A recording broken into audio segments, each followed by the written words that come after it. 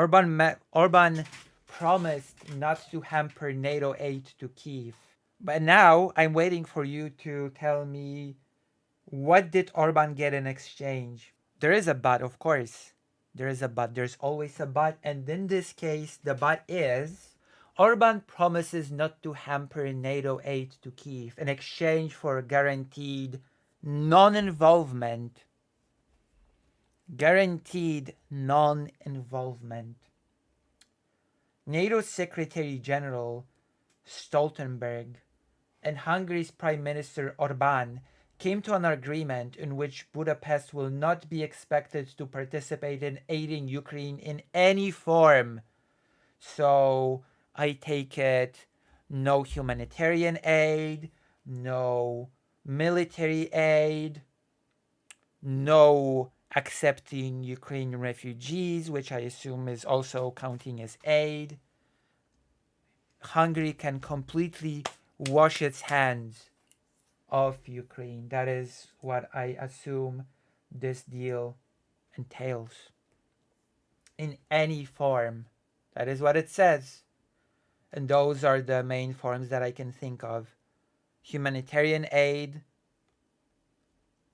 which probably would include accepting refugees, and military aid, in return for a guarantee that Hungary will not hamper efforts of other allies in the endeavor. So the deal is, Hungary, let us do our thing, and in exchange, you don't have to do anything. You can just, wash your hands of the whole affair. No.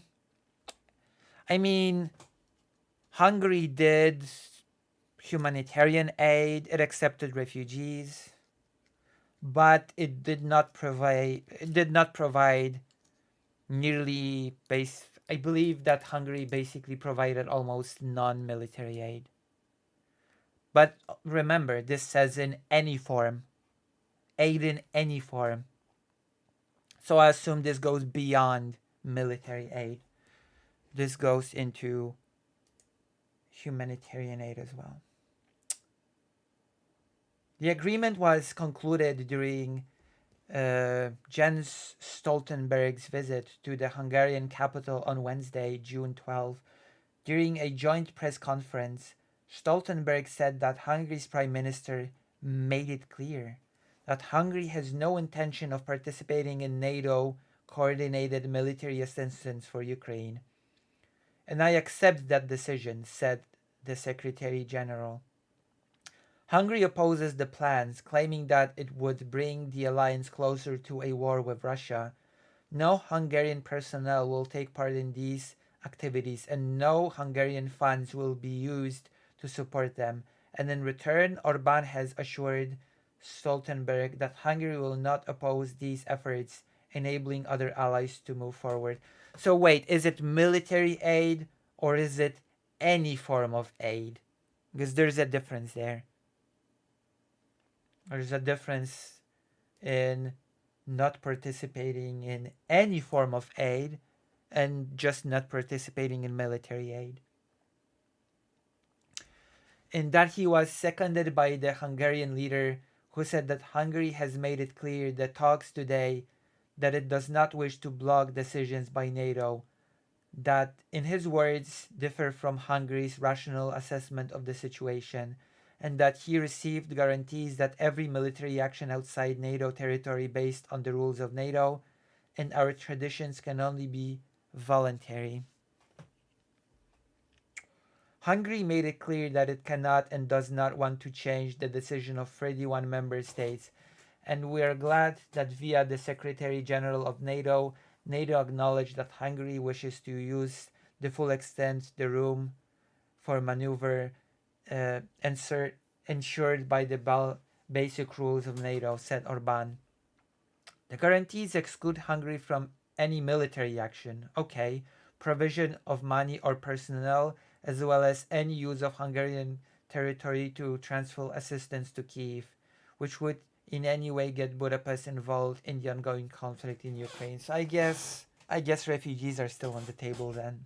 NATO allies are set to discuss Stoltenberg's plan widely seen as an effort to provide a degree of Trump proofing ahead of the US election at a summit in Washington in July. Orban's Hungary, EU, and NATO's enfant terrible or enfant terrible. Since the beginning of the full-scale war in Ukraine, Orban has riled Hungary's EU and NATO partners with his close ties to Vladimir Putin and his refusal to arm Kyiv, as well as by blocking EU aid packages intended to assist the belligerent Ukrainians. Fidesz MEPs are soft defenders of Russia and other authoritarian regimes in the European Parliament, engaging in pro-Kremlin discourse while deliberately abstaining from voting due to political and reputational risks, asked a report assessed a report by Political Capital, a Hungarian think tank. The report also pointed out that MEPs from Fidesz, Orban's party, increasingly abstained from voting on Russia-related issues and even began to vote against resolutions condemning the Kremlin. Fidesz didn't win the recent European elections, but it was the party's poorest showing in years, and TISA, a party established by a former Orban ally, turned stanchest critic Peter Magyar came in second with a solid 29.5% of the vote to Fidesz's 44.9%. Orban has long been butting heads with Brussels over accusations of corruption, infringing. Those are pretty substantiated allegations of Hungary corruptions, yes. Infringing on media freedom, which it absolutely does, it absolutely did. Independent media has been basically liquidated in Hungary, and the rule of law, as well as a plethora of various ideological issues. He also attempts to present himself and his party as advocates for peace, standing against what he presents as attempts to draw Hungary into a direct confrontation with Russia, something he previously accused Kyiv, the European Union, and Budapest's NATO allies of attempting to draw Hungary into. This narrative was heavily employed by Fidesz in its campaign in the run up to recent European elections. So yeah, Hungary is corrupt. Hungary actually does sort of play fast and loose with certain human rights. It's very anti-LGBT. It actually considers LGBT people not to be true Hungarians. And also, yes, it did away with the free media. In fact, when the Law and Justice Party was in power, Poland and Hungary were those two friend countries that would sort of protect themselves against repercussions from the European Union. And now that this sort of mutual protection is gone because Law and Justice is no longer in charge in Poland, Hungary has found itself in a little bit of a more difficult situation, let's just say.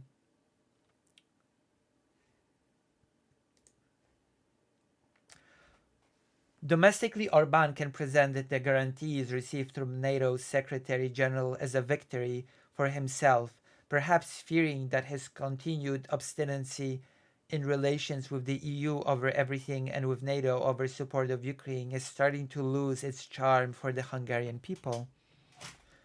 Internationally, Hungary's NATO partners can breathe a sigh of relief, knowing that they are now free from Orban's continued dogged obstructionism in all matters relating to aid in Ukraine. In that respect, Hungary's Prime Minister may perhaps congratulate himself on eating the cake of having NATO's protection, while also keeping the cake by not assisting allies in their efforts to help Ukraine. Whether the Kremlin will similarly appreciate Hungary's policy of non-involvement, now that is also no longer Now that it also no longer hampers Western aid to Ukraine remains to be seen. That's true. That is certainly true. Well, on the one hand, Orban has won because he can sort of wash his hands off of the whole Ukraine deal. He is no longer as useful to Putin because Hungary has not been giving all that much of military aid to begin with. Not really. And he just removed himself from getting in the way of Western allies. So I would say that this deal, from the perspective of the Kremlin or from the perspective of Putin, is actually pretty bad.